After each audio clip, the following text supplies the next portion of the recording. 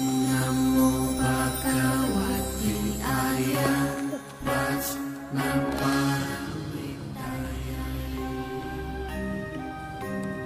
nembe bangun bang ini Pak. Nggih. Gentenge anyar. Ana apa niki dicat niki lho niki sembarang niki-niki. Niki yen sing nyukani. Niku wonten watu gepeng niku watu napa, Mbah? Niki sian niku kados langsar niki. Lah nggih. Niku jejere niku sian. Di sini cilik kok. Lah watu gepeng kali napa niku? Lumpang. Ya, pemirsa. Sekarang kita ada di sebuah situs tertua yang ada di ya mungkin di sekitar Jawa Timur, dikenal dengan situs Pataan. Tepatnya ada di Dusun Montor, Kecamatan Sambeng, Kabupaten Lamongan, Lamongan sisi selatan. Di sini ada sebuah bangunan yang diduga sebagai tempat persembahyangan dari era Erlangga, ya sekitar 1000 tahun yang lalu lah. Kita di sini bersama dengan bapak-bapak ya. Dan bapak-bapak di sana sama ini pasukan kecil. Ya, dari dini kita ajarkan anak-anak kita tentang sebuah sejarah, bagaimana terbentuknya sebuah bangsa, agar kelak mereka tahu jati diri sebuah bangsa kita. Nah, kebetulan di sini ada sebuah batu lempeng dan sebuah pecahan lumpang. Ini masih sekitar ya mungkin sekitar 300 meter lagi lah kita jalan ke utara baru sampai ke mana tempat situs yang kita kenal sebagai situs Pataan.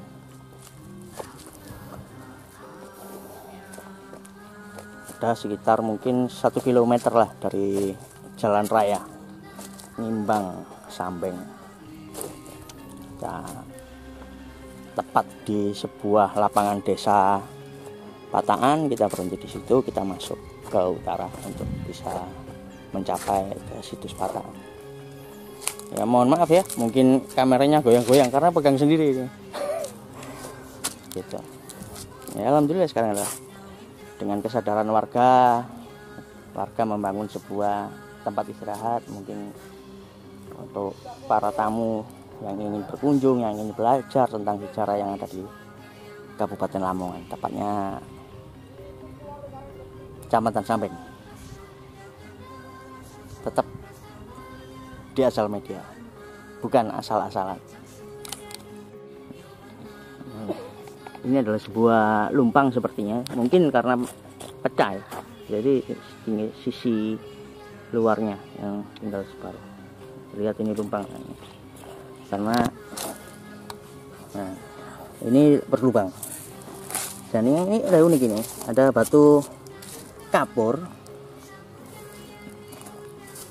Cuma ya mirip-mirip, kalau mungkin bisa dikatakan mungkin ini apa ya, pertanda apa ya, karena kita tahu lah di daerah sini dikenal dengan pegunungan kapur,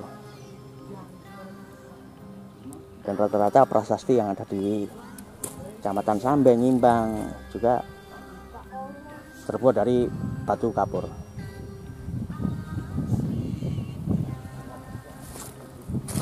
Lumayan indah sekarang dibangun sebuah tempat istirahat dari bapak-bapak ini. Ada bunga di sini. Di tengah wabah Covid Corona, kita tetap optimis, mampu melaksanakan setiap aktivitas seperti yang dilakukan bapak-bapak.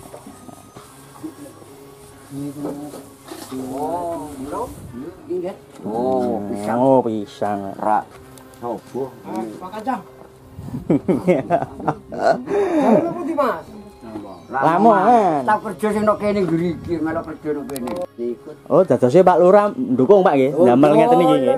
Lurah niki ndukung kok. Eco ya Lurah ya. Niki nggih dibantu sing derek kula adik yoga nika sing enggak ada anu. Oh. Iya niki. Pak Lurah paringan sama sinten, Pak? Bakir. Pak Bakir nggih. Nggih, Bakir. Niku nggih yoga pernah kali kula king wisanan. Ngoten lho. Nggih. Jenengan paringan sama sinten, Pak? Musto, Pak Isur. Oh, Pak Isur. Musto, Pak Isur.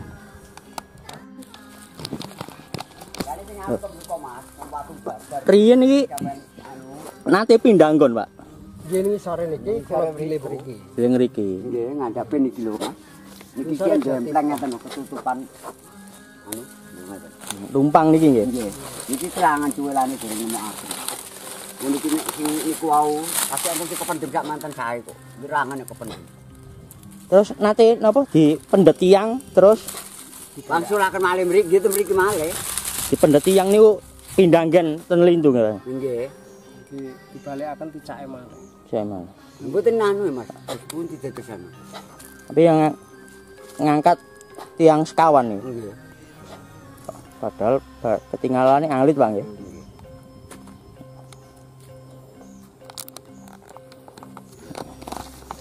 Jadi itu ya untuk terkait barang-barang bersejarah ya marilah kita jaga ya.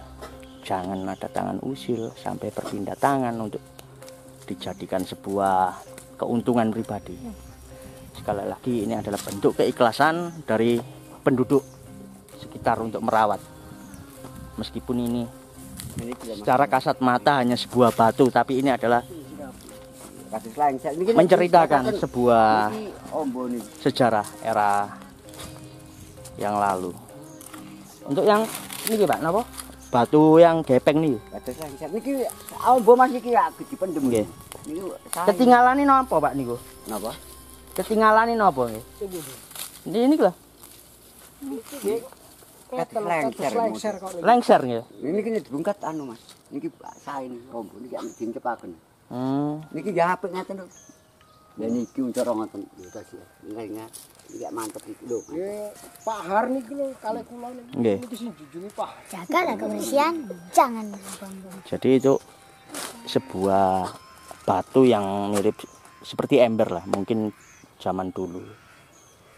Atau ya mungkin bisa jadi sebuah untuk dijadikan sebuah prasasti ya kita tidak tahu. Ya mungkin untuk generasi saat ini ya kita hanya wajib untuk menjaga sebuah riwayat sejarah untuk tetap bisa dipelajari oleh anak-anak kita nanti. Dari situs Pataan, Asal Media, bukan asal-asalan. Kemana kita? Semangat, Kemana? ke candi. Ke candi.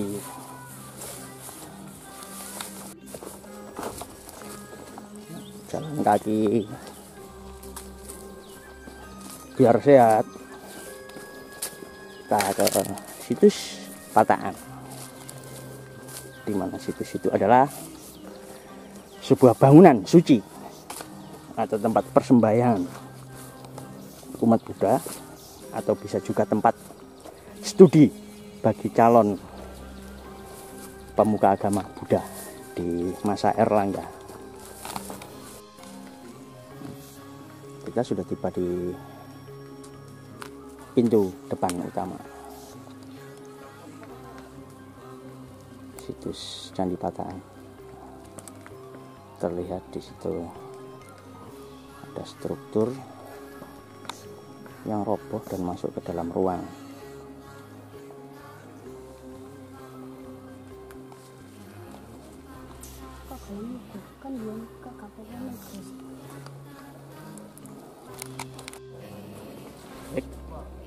Oke, sekarang kita ada di tepat di lokasi situs Pataan yang kurang lebihnya sudah berusia sekitar 1000 tahun karena dibangun di era Erlangga yang dibuatkan dengan sebuah prasasti yang menyebutkan sebuah ada bangunan suci, yang kemudian prasasti tersebut dikenal dengan sebuah prasasti Pataan yang sekarang ada di Museum Nasional di Jakarta, ya mungkin untuk tujuan lebih aman agar terjauh dari tangan-tangan jahil. Dan kebetulan situs ini ditemukan sekitar tahun 2013. Oh, sebelum itu. Sebelum tahun 2013, ekskavasi pertama tahun 2013, ekskavasi kedua tahun 2018, ekskavasi ketiga tahun 2019. Nah, kebetulan pada waktu ekskavasi ketiga akan dilanjutkan dengan ekskavasi selanjutnya, tepatnya di tahun ini. Namun karena ada sebuah pandemi COVID-19 atau yang dikenal dengan virus corona yang menimpa seluruh negara yang ada di dunia, maka untuk itu ekskavasi terhadap situs Pataan ini untuk sementara ditunda. Tidak tahu kapan akan dilanjutkan kembali, tapi ya mudah-mudahan setelah pandemi ini selesai, ekskavasi tersebut bisa dilanjutkan. Karena ini adalah sebuah sejarah yang patut kita gali untuk sebuah ilmu kepada anak cucu kita, agar mereka tahu jati diri sebuah bangsa, jati diri sebuah negara, terbentuknya bagaimana, prosesnya seperti apa. Itu hal yang lebih penting untuk kita berikan kepada anak cucu kita. Kembali lagi ke sebuah situs ini. Situs ini sangat begitu istimewa. Mungkin seperti yang disampaikan oleh Kepala BPJB, bahwasanya ini teristimewa di Jawa Timur, mungkin di Pulau Jawa. Karena ada sebuah candi yang bangunannya ada stupa yang istimewa lah gitu. Karena satu-satunya sebuah candi Buddha ditemukan di Jawa Timur.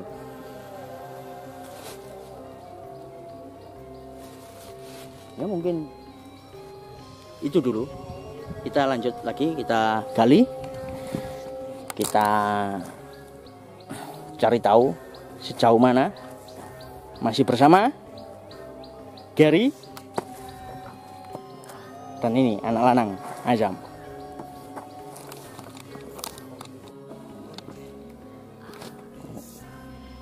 Ini wujud dari situs Pataan sekarang.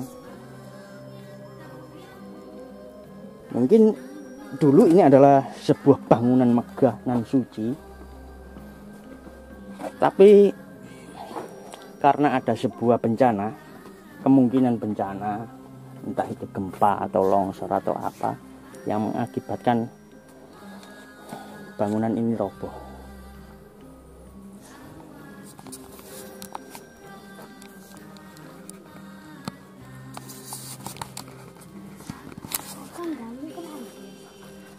Dan ini sebuah wujud dari tingkat kebudayaan, tingkat teknologi yang luar biasa yang dimiliki oleh nenek moyang kita 1000 tahun yang lalu, dengan membangun sebuah bangunan suci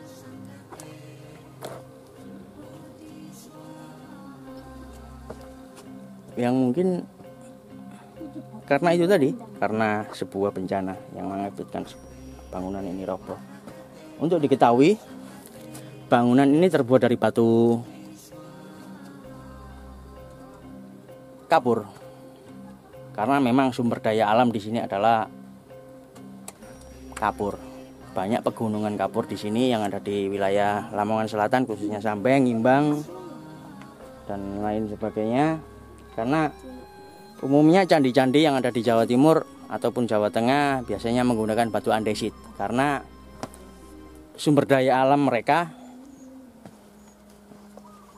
bisa terpenuhi dengan adanya batu andesit yang dari daerah pegunungan. Tapi untuk yang di daerah Lamongan khususnya sini ya memakai batu kapur. Dan yang unik di sini adalah bagaimana nenek moyang kita mengaitkan antara batu dengan batu yang lainnya untuk tetap tidak bergeser ataupun roboh. Jadi batu itu dibentuk bisa ngunci atau ada slutnya gitu, ngeslup. Jadi ada keterkaitan batu yang lain dengan yang atas, samping gitu. Ada kuncinya. Jadi untuk menahan batu ini tetap berdiri. Namun sayangnya karena itu tadi mungkin kejadian alam atau sebuah bencana, maka bangunan ini menjadi seperti ini saat ini. Dan untuk diketahui sekali lagi, bangunan ini ditemukan tahun 2010 oleh pemerhati budaya, oleh Mas Supriyo atau yang dikenal dengan Priyo Kalasakra, dan dilaporkan kepada pihak terkait khususnya BPD JP Trowulan Jawa Timur.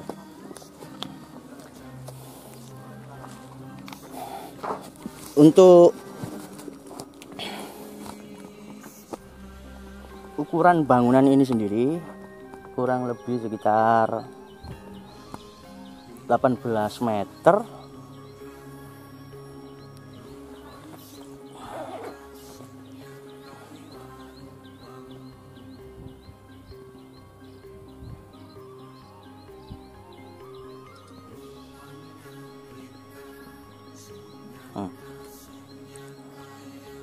Komplek situs ini mempunyai luas sekitar 5.112 meter persegi yang dibatasi oleh dinding keliling yang membentuk dena persegi 4 dengan ukuran 72 meter kali 71 meter.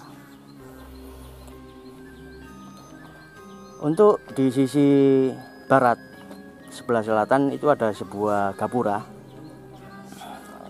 dan dinding keliling disusun dari perpaduan antara batu putih dan bata. Di halaman dalam kompleks terdapat dua bangunan. Bangunan yang pertama atau utama berdena persegi 4 dengan ukuran 18,88 meter dan lebar 12,30 meter, memanjang ke utara dan selatan. Bagian barat bangunan pertama ditemukan profil yang mengindikasikan adanya pintu masuk menuju ruang bagian dalam yang saat ini masih tertimbun oleh reruntuhan. Ya, itu tadi yang bisa kita lihat ya, untuk pintu utamanya.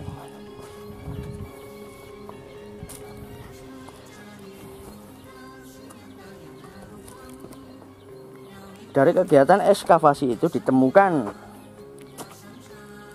batu-batu berbentuk seperdelapan lingkaran saat mengangkat runtuhan batu yang mengindikasikan komponen penyusun atap atau kemungkinan besar berupa stupa besar ataupun kecil.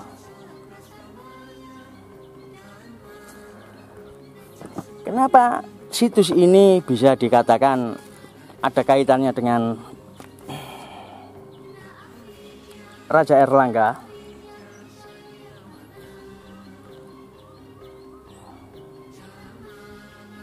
Komplek bangunan situs ini sepertinya berasosiasi dengan prasasti Pataan yang telah dipindahkan dan saat ini disimpan di Museum Nasional dengan nomor inventaris D.22. Prasasti Pataan mengisahkan penetapan daerah Pataan menjadi sima atau bebas pajak karena harus memelihara bangunan suci Sang Hyang Patahunan. Dalam prasasti Terep 954 Caka atau 1032 Masehi, Erlangga mengalami kekalahan dan mengakibatkan Erlangga harus meninggalkan keraton di Wewotan Mas dan berlari menuju Pataan karena ada jaminan keamanan dan perlindungan dari masyarakat Pataan. Dengan demikian, situs Pataan kemungkinan besar berasal dari abad 10 sampai 11 Masehi dan berlangsung hingga masa Majapahit. Hal ini dibuktikan dengan ditemukan fragmen porselin dari dinasti Song abad 10 sampai 13 Masehi dan temuan mata uang Cina dari dinasti Song dan dinasti Ming abad 14 sampai 17 Masehi. Menurut Mas Wicaksono atau yang kita kenal dengan Bang Ucok, arkeolog dari BPJP Trowulan, Jawa Timur.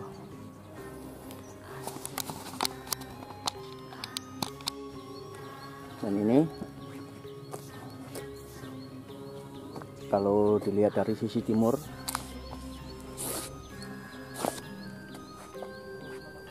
ini adalah sisi belakang dari situs Candi Pataan atau Sang Hyang Patahunan, tempat suci.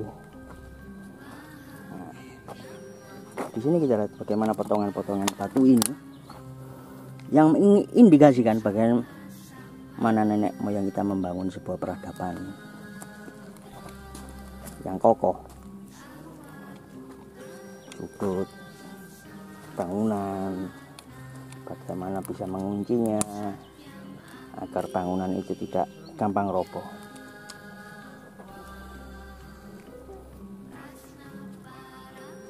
Jadi kita kesini ingin belajar, menggali bagaimana jati diri bangsa kita, terutama nenek moyang kita yang membangun sebuah peradaban. Kenapa kita harus juga membawa anak-anak? Karena kita harus memberikan sebuah edukasi sejarah tentang bangsa Indonesia agar kelak anak cucu kita tidak akan lupa dengan bangsanya yang membangun sebuah peradaban jati diri bangsa Indonesia.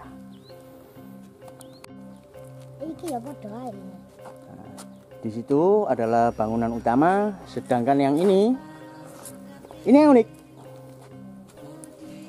Ini adalah bangunan setua. Jadi letaknya ada di sisi selatan bangunan utama yang baru ditemukan pada tahun 2019. Kebetulan waktu sebelum digali, ketika akan mengawali sebuah ekskavasi, saya berdiri di sana, di atas pucuk. Saya mohon maaf, saya tidak tahu kalau ini juga sebuah bangunan. Aku kira pada waktu itu hanya sebuah gundukan, ternyata adalah sebuah bangunan stupa atau yang biasa kalau penyebutannya candi perwara atau pendamping candi utama gitu. Kita lihat strukturnya, penataan batu yang begitu elegan, begitu cantik dari nenek moyang kita. Sungguh kita harus berterima kasih bahwasanya kita mempunyai nenek moyang yang sangat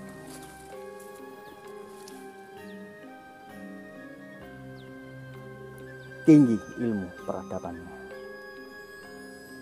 Nah, stupa.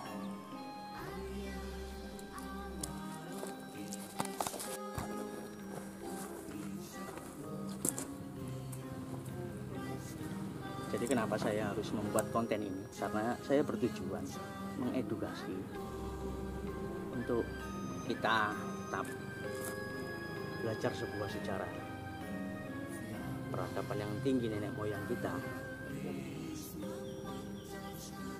karena tidak dipungkiri juga kita harus hidup harmonis dengan seluruh makhluk hidup, dengan seluruh manusia meskipun berbeda keyakinan, harmonis dengan alam. Karena sejauh ini ada sebuah fenomena kerukunan umat beragama yang sedikit tergerus. Jadi tujuannya adalah bagaimana kita mencintai, menyayangi seluruh umat beragama. Karena notabene nenek moyang kita adalah pemeluk agama Buddha, Hindu maupun kepercayaan. Meskipun saat ini saya sebagai seorang muslim, tapi saya tetap berkeyakinan bahwa nenek moyang saya adalah pemeluk agama lain sebelum Islam masuk. Maka untuk itu mari kita saling menyayangi, saling menghormati kepada seluruh umat beragama yang lain, agar sebuah keutuhan bernegara kita tetap terjaga sampai akhir zaman. Hanya itu yang sedikit saya sampaikan. Mungkin dari tadi ada yang salah ataupun kurang tepat, saya pribadi mohon maaf, karena saya masih proses belajar beserta anak-anak saya yang setia menemani, dan saya juga mengedukasi kepada mereka bagaimana tentang sejarah agar kelak mereka tetap bisa menjaga sebuah peradaban, bisa belajar tentang sejarah dan kehidupan nenek moyangnya. Dari sini, dari situs Patahan, Asal Media melaporkan.